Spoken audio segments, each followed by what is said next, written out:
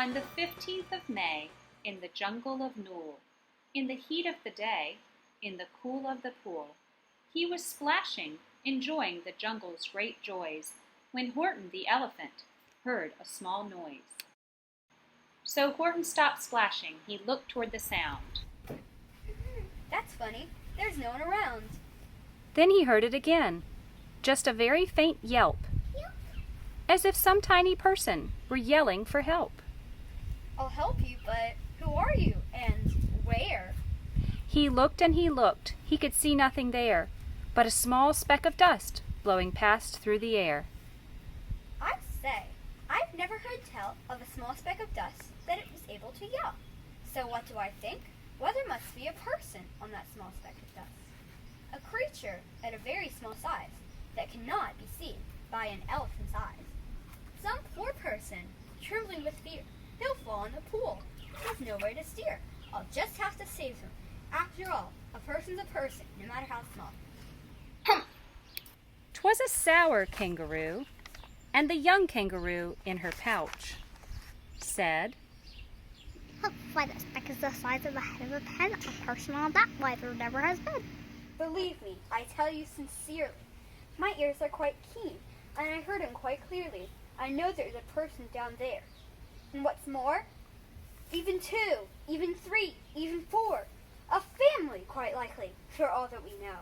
A family with children just starting to grow. So as a favor for me, don't disturb them. Just let them be.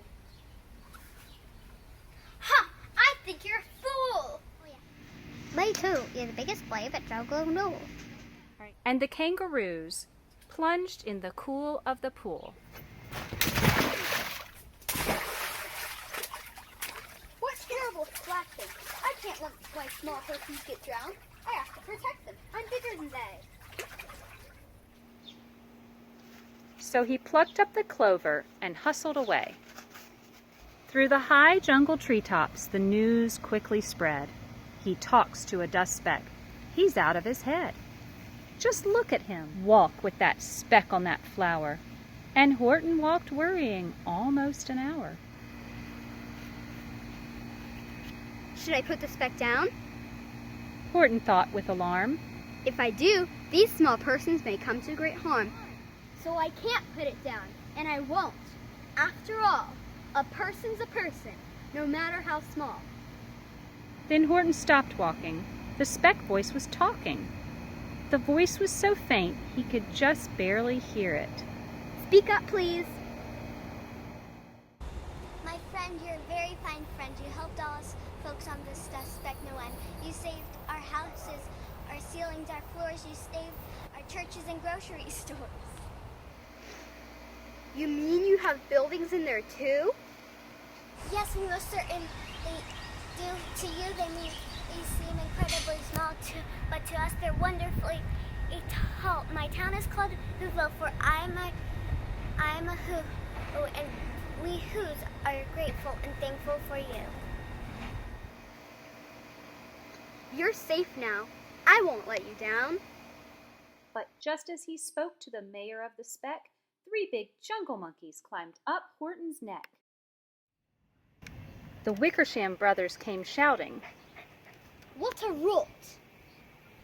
Horton's talking to Whos who are not. There aren't any Whos, and they don't have a mayor. And we're going to stop all this nonsense. So there. They snatched Horton's clover. They carried it off to a black-bottomed eagle named Vladikoff, a mighty strong eagle of very swift wing. And they said, Will you kindly get rid of this thing? and before the poor elephant could speak, the eagle flew off with the flower in his beak. All that late afternoon and far into the night, that black-bottomed bird flapped his wings in fast flight, while Horton chased after with groans over stones that tattered his toenails and battered his bones, and begged, Please don't harm all my little folks, who have as much right to live as us bigger folks do. Quit your yapping, and I'll fly the night through. I'm a bird, I don't mind it. I'll hide this where you'll never find it. Find it. 6:56 the next morning he did it. It sure was a terrible place that he hid it. He let that small clover drop somewhere inside of a great patch of clovers 100 miles wide. Find that, but I think you will fail. And he left with a flip of his black-bottomed tail. I'll find it. I'll find it or bust. I must find my friends on that small speck of dust. And clover by clover with care, picked up and searched them and called, Are you there? but clover by clover he found that one that he sought was just not around. And by noon poor old Horton, made more dead than alive, had picked, searched, and piled up 9,005. Then on through the afternoon, hour after hour, till he found at last on the 3,000,000th flower. My friends, do tell me. Are you safe? Are you sound? Are you whole? Are you well? From down on the speck came the voice of the mayor. We really had trouble, much more than our share with that bottom bird he let go, and we dropped. We landed so hard that our clocks have all stopped. Our teapots are broken, our rocking chairs smashed, and our bicycle tires are all blew up when we crashed. So Horton, please, will you stick by us who's while we're making repairs? Hump, for almost 2 days you've run wild and insisted on chatting with persons who never existed. I'm here to say that your silly game is all through! Me too! With the help of the Wickersham brothers, whose help I've engaged, you're going to be roped and you're going to be caged. And as for that dust speck, that we shall boil in a hot steaming kettle of betel nut oil. Boil it? Now that you can't do. It's full of persons. They'll prove it to you. Mr. Mayor, Horton called. Mr. Mayor, you need to prove that you're really there. So call a big meeting. Get every who out. Make every who shout. Make every who holler. Make every who scream. Or else every who will end up in bezelnut stew. And down on the dust speck, the scared little mayor quick called a big meeting in Whoville Town Square. And his people cried loudly. They cried out in fear. We are here! We are here! We are here! We are... That was as clear as a bell. You kangaroos surely heard that quite well. All I heard was the breeze and the faint sound of the far distant trees. I heard no small voice, and you didn't! Me neither. Grab him and cage the lasso stuck in 10 miles of rope. Tie the knot tight, never shake. And dump the speck in that field. Horton fought back with great vigor and vim, but the Wickersham gang was too many for him. They beat him, they mauled him, they started to haul him into his cage. But he managed to call to the mayor. Don't give up. I believe in you all. A person's a person, no matter how small. And you very small persons will not have to die. So come on now and try. The mayor grabbed a tom-tom. He started to smack it. And all over Whoville, they whooped up a racket. They rattled in kettles, they beat on brass pans, on garbage pail tops and old cranberry cans. They blew on bazookas and blasted great toots on clarinets, oompas and boompas, and flutes. Great gusts of loud racket rang high through the air. They rattled and shook the whole sky. And the mayor called up through the howling, mad hullabaloo. Hey, Horton, how's this? Is our sound coming through? Just fine. The kangaroo's ears aren't as strong as mine. They don't hear a thing. Are you sure you boys are doing your best? Are they all making noise? Is every who down Whoville working? Quick, look through your town. Is anyone shirking? Through the town rushed the mayor, from east and to the west, but everyone seemed to be doing his best. Everyone seemed to be yapping and yipping. Everyone seemed to be beeping or bipping. But it wasn't enough, all this ruckus and roar. He had to find someone to help him make more. He raced through each building. He searched floor to floor. And just as he felt he was getting nowhere and almost about to give up in despair, He suddenly burst through a door, and that mayor discovered one shirker.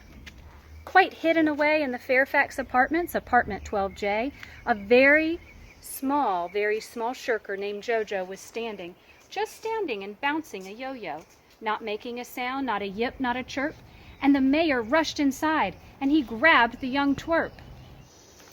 And he climbed with the lad up the Eiffelberg Tower. This is your town's darkest hour, the time for all who have blood that is red to come out of the aid of their country. We've got to make noises that clear amount, so open your mouth, and for every voice counts.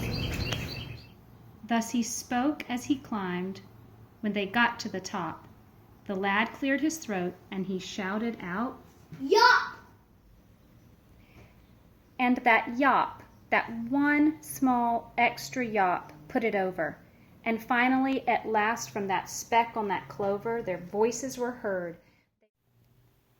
They rang out clear and clean, and the elephant smiled. Do you see what I mean? There are persons, and their world was saved by the smallest of them all. How true, yes, how true. You know what I'm planning to do? I'm going to protect them with you. Me too. From the sun with its summer to the rain with its fall, I'm going to protect them no matter how small.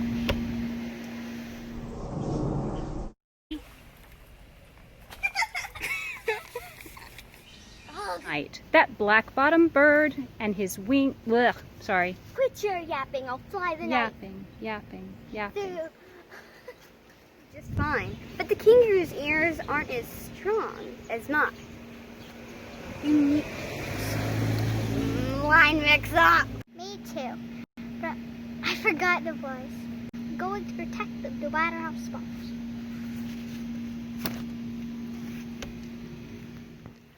But just as he spoke, Horton, to the speck, 3 jungle monkeys climbed up his big neck. Get down. Come here. But just as he spoke, the mayor of the speck, 3 big jungle monkeys climbed up his big neck. Ozzy, can you climb up? It's okay, try it again. I'm Batman. Go. Why, that speck is the size of the head of a pen. A person on that why there never has been. Good, now do your other line. Some about... Jump. We're done.